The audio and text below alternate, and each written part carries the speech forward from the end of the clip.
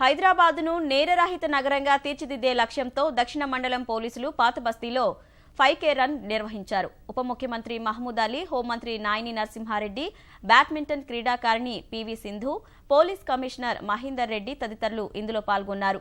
నేరరహిత నగరంగా హైదరాబాద్ను తీర్చిదిద్దేందుకు పోలీసులు చేస్తున్న కృషిని హోంమంత్రి నాయిని అభినందించారు.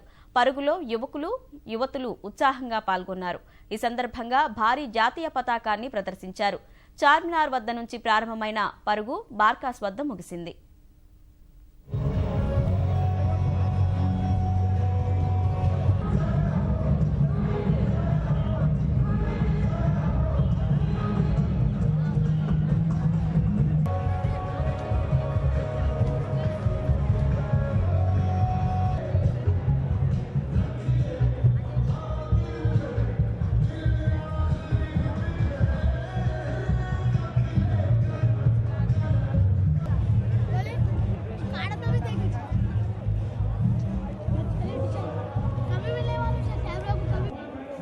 केवल 5K रन के लिए साथ साथ अपना स्वास्थ्य का ख्याल रखिए।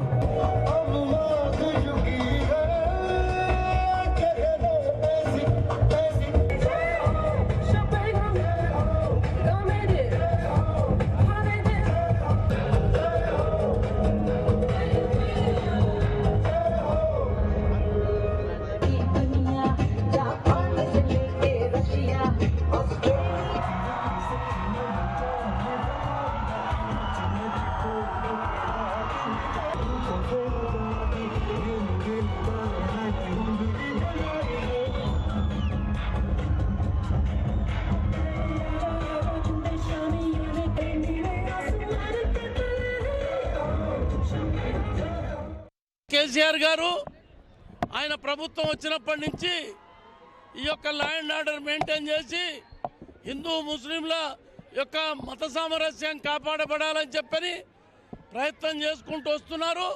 అది సఫలీకృతమైంది ఇప్పటి వరకు.